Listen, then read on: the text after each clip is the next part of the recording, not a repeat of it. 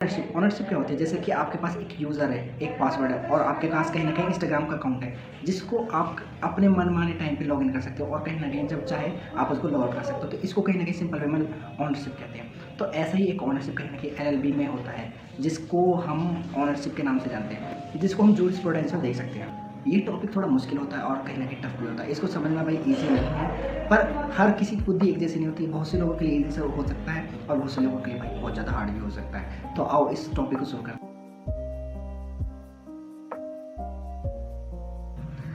किसी चीज़ पर मालिकाना हक होना। अब मालिकाना हक कैसे होता है? यानी फिजिकल कंट्रोल और इंटेंशन भी होनी चाहिए कि आपको उसको कंट्रोल करने की इंटेंशन, यानी फिजिकल और मेंटल, जो कि मैंने पिछले चैप्टर में पढ़ाया आपको। फिजिकल और मेंटली आपको उस चीज़ पर कब्जा होना चाहिए, जब ये आप उसके ओनर बन सकते हो। इसमें कई ऐसे लोग हैं जिन्होंने अपनी परिभाषा दी, जैसे इसमें सबसे पहले है ऑस्टिन। ऑस्टिन क्या कहते हैं? स्वामित्व किसी चीज़ पर ऐसा अधिकार है जो 3 रूपों में आता है। 3 रूप में कैसे आता है? पहला होता है उपयोग की दृष्टि से अनिश्चित, यानी इसका मतलब क्या होता है? यानी आप किसी वस्तु को कितने समय तक भी उपयोग कर सकते हो और कोई भी उस पे आप मतलब कोई आपको रोक नहीं सकता। आप उसमें कुछ भी करो, आप तोड़ो फोड़ो या कुछ भी करो, तो आपको कोई नहीं रोक सकता। व्यय की दृष्टि से अबंधित, यानी इसका मतलब क्या होता है? जो आपकी चीज़ है उसको आप नष्ट करो या फेंको या तोड़ो, वो आपकी मर्जी, आप कुछ भी कर सकते हो। कोई आपकी ओनरशिप भंग नहीं कर सका उस चीज़ पे। आप उसके साथ कुछ भी कर सकते हैं, डिस्ट्रॉय कर सकते हो, आप उसे फेंक सकते हो। तो आपकी ओनरशिप पे कोई बाधा नहीं बन सकती। तीसरा, इसमें अवधि की दृष्टि से असीमित। इसका मतलब क्या होता है? इसका मतलब होता है कि इसमें कोई समय की लिमिट नहीं है। आप कितना भी समय तक इसको यूज़ कर सकते हो और यूज़ करने के बाद आप इसे बेच भी सकते हो। तो उसको क्या कहते हैं हम? असीमित। स्वामित्व एक व्यक्ति के विशेष वस्तु के संबंध को जाहिर करता है। ये कहते हैं हमारे कहने के सामान्य। इसका मतलब ये है कि एक व्यक्ति और जो उसका सामान है, उसके बीच में जो संबंध होते हैं, उनको कहीं न कहीं जाहिर करता है ओनरशिप। उसको कहीं न कहीं ओनरशिप जाहिर करते हैं कि भाई इन दोनों के बीच कैसा संबंध है। एक और डेफिनेशन है इसमें हिलबर्ट की, जो कि भाई एक लाइन की डेफिनेशन है, पर बहुत ही ज़्यादा इंपॉर्टेंट है। स्वामित्व जो है वो कहीं न कहीं अधिकारों का गठन है। यानी इसका मतलब ये है कि जो स्वामित्व है उसके साथ बहुत सारे अधिकार भी आपको मिलते हैं। इनके कहने का मतलब ये है। परिभाषा मुझे एग्जाम की दृष्टि से बहुत अच्छी लगी, क्योंकि इनकी परिभाषा को आप लिखिए हो कि एग्जाम में आपको इतना एक्सप्लेन नहीं करना होता, तो आपको ये याद करने में बहुत ईजी होती है। अब बात करते हैं स्वामित्व के लक्षण की।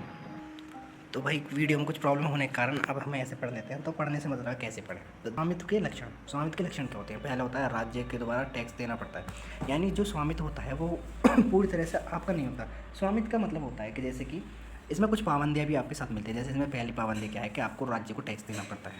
अपनी संपत्ति का मनमाना ढंग से प्रयोग नहीं कर सकते हैं। यानी आप ऐसे है कि कल को आप कह लो भाई ये मेरी संपत्ति है, तो इसमें कल को आप आतंकवादी या किसी और बढ़ा दो, कभी मेरी संपत्ति में कुछ भी करो, तो ये भी सही नहीं है। कभी आप अपनी संपत्ति का सही से यूज़ करो, तो आपका कहीं ना कहीं जब आपकी पाबंदी सही ज़मीन का या आप अपनी चीज़ का सही प्रयोग करोगे, जब ये आपका स्वामित्व उस पर बना रहे। तीसरा है इसमें अवयस्क और पागल चल संपत्ति के स्वामित्व के अधिकार का प्रयोग नहीं कर सकते।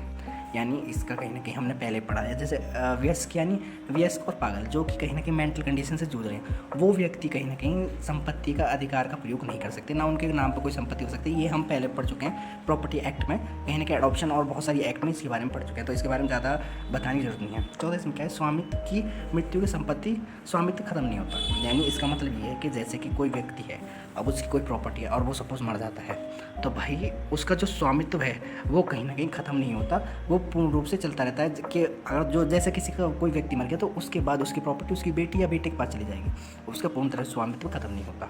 पांचवा है इसमें स्वामित्व की पूर्ण और निर्बंधित होता है। इसका मतलब होता है कि जैसे कि अगर जो आपका जो स्वामित्व है वो कहीं ना कहीं डिपेंड्स है किस पे?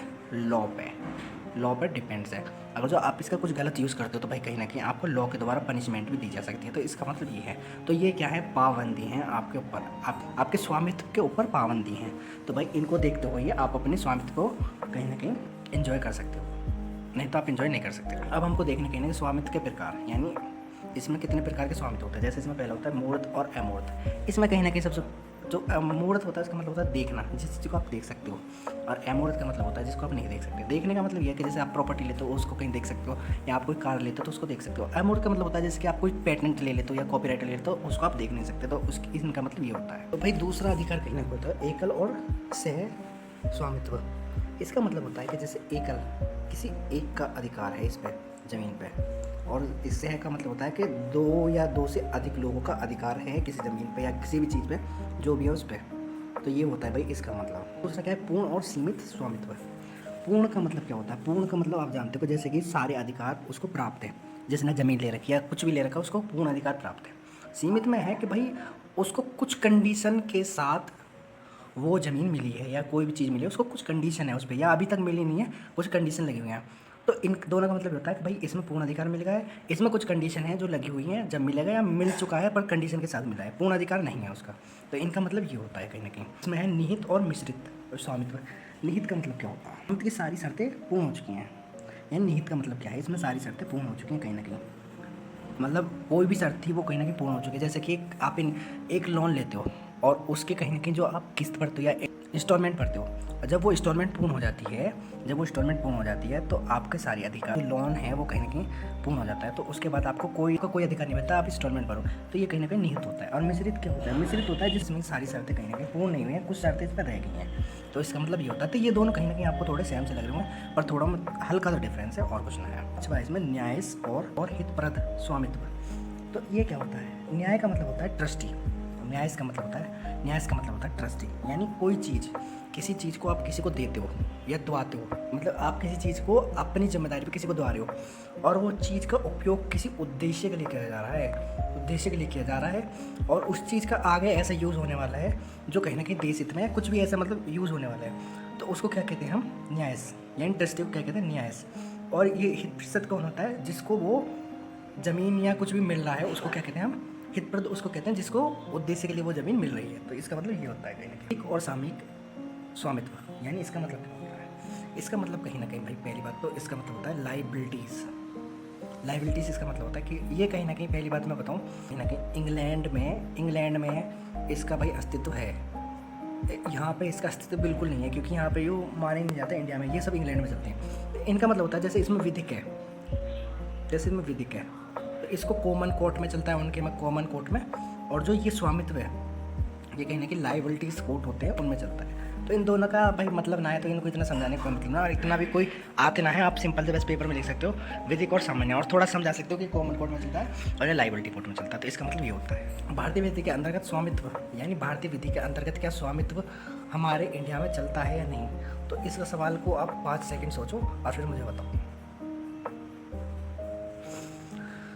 तो भाई सिंपल से जवाब में अगर जो दूँ तो इंडिया का जो विधिक अंतर्गत है वो कहीं ना कहीं इंडिया में भाई ना चलता तो हम ये सब्जेक्ट ही नहीं पढ़ रहे होते, क्योंकि अगर जो ये चल रहा है इंडिया में जब भी हम इसको पढ़ रहे हैं।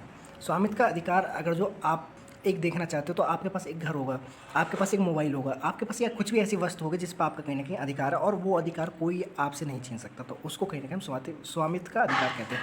तो इंडिया में भी कहीं ना कहीं ये चल रहा है, जब इसको कहीं ना कहीं हम स्वामित्व का अधिकार कह रहे हैं। ठीक है, तो इसका भाई सिंपल सा वे है। मैं देखो सिंपल से समझाने के लिए आपको ना इतनी हार्ड लैंग्वेज हिंदी में ना बताना चाहता, बस सिंपल से बताना चाहता हूँ जिस कारण आप समझ जाओ। हार्ड लैंग्वेज आप इसके समझने के बाद पढ़ोगे तो आपको ईजी वे में याद हो जाएगा, तो इसलिए मैं भाई थोड़ा सिंपल वे में बता रहा हूँ। कब्जा और स्वामित्व में संबंध। अब इसमें संबंध क्या है? ये भाई बहुत ज़्यादा इंटरेस्टिंग चीज़ है। तो इसमें भाई सामंड की परिभाषा है। सामंड क्या कहते हैं इसमें? सामंड कहते हैं इसमें दोनों की वस्तु एक ही है जिस पर कोई व्यक्ति ओनरशिप लेता है, उस पर कब्जा भी रख सकता है। कुछ ऐसे भी राइट होते हैं जिन पर कब्जा तो होता है पर अधिकार नहीं होता। मतलब सामंड क्या कह रहे हैं कि भाई दोनों का वस्तु एक ही है, मतलब उनका जो ओनरशिप और कब्जा दोनों एक ही चीज़ है, ये अलग अलग नहीं है। जैसे कि आपका मोबाइल और आपकी सिम एक ही है, मतलब वो अलग अलग नहीं है। अगर जो आप अलग कर देते हो तो कहीं ना कहीं अब बिन सिम के आप मोबाइल नहीं चला सकते हो और बिन मोबाइल के आप सिम नहीं चला सकते हो। उसका कहने का मतलब भी सामंड का ये है कि ये दोनों कहीं ना कहीं एक है, ये अलग अलग नहीं है, कब्जा और ओनरशिप। अब इसमें एक और राइटर हैं जो अपनी परिभाषा देते हैं, जैसे इसमें है डॉक्टर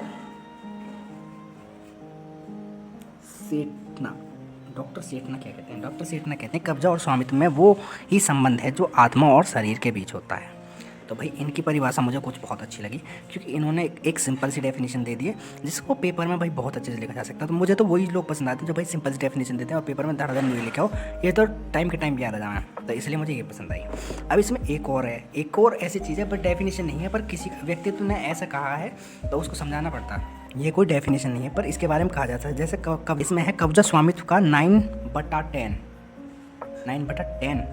भाग होता है। यानी इसमें कहने का मतलब अगर तो तात्पर्य मैं समझाऊँ, स्वामित्व जो है कब्जे का अगर आपका किराएदार आपका केस कर देता है कि आप उसको ज़बरदस्ती निकाले हो क्योंकि वो ज़मीन उसकी है, आप अगर जो अपना कब्ज़ा उस पे साबित कर देते हो, कब्ज़ा, उसमें 9 चीज़ें ऐसी होंगी जो कब्ज़े से रिलेटेड होंगी। अगर जो आप कब्ज़े से रिलेटेड चीज़ें साबित कर देते हो तो कहीं न कहीं आपका स्वामित्व उस पे मान लिया जाता है। तो इसका मतलब ये है सिंपल सा।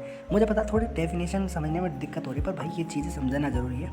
इसको आप 2-3 बार देखोगे रिपीट करके तो भाई आपको समझ में आ जाएगा। इसमें एक और चीज़ है जिससे इसमें थोड़ा-सा अंतर भी देख लेते हैं कि इसमें अंतर क्या होता है। अंतर क्या होता है कब्ज़े में और स्वामित्व में, इन दोनों में अंतर क्या है? तो भाई सबसे पहला अंतर है ओनरशिप, पूर्ण अधिकार मिलता है। ओनरशिप में पूर्ण अधिकार मिलता है, पर कब्ज़े में केवल फिजिकल और मेंटल होता है। मतलब कब्ज़ा केवल फिजिकल और मेंटल होता है। दूसरा इसमें है जैसे कि ओनरशिप में कब्ज़ा होता है पर कब्ज़े में ओनरशिप नहीं होती। यानी कब्ज़े आपका ओनर्स, कोई आपको ओनर दिखेगा तो उसके पास जो चीज़ होगी वो उस पे पूर्ण उसका कब्ज़ा होगा। पर भाई ज़रूरी ना है जिसका कब्ज़ा ज़मीन पे होगा उसकी ओनरशिप भी उस पे होएगी। तो इसका कहने का मतलब समझ सकते हो, जैसे कि एक पिता है वो अपने बेटे को अपने घर पे छोड़ जाता है, तो ऐसा नहीं है कि बेटा उसके पीछे से उसकी ज़मीन, उनकी ज़मीन बेच सकता है क्योंकि उसके पास कब्ज़ा है पर अधिकार नहीं है। बाप के पास अधिकार भी हो और कब्ज़ा भी है। तो ये इसका कहने का मतलब ये है। तो भाई ये थी आज की वीडियो, आपको कैसी लगी भाई आप कमेंट करके बता दियो। अच्छी लगी हो तो भाई लाइक कर दियो और ज़्यादा अच्छी लगी हो तो भाई सब्सक्राइब कर दियो, क्योंकि आप सब्सक्राइब करो तो भाई हमें और अच्छा लगे पढ़ाने में। वैसे आपकी मर्ज़ी, आप करना चाहते हो तो करो, नहीं तो कोई बात ना, आप देख के जा सकते हो। Thank you so much.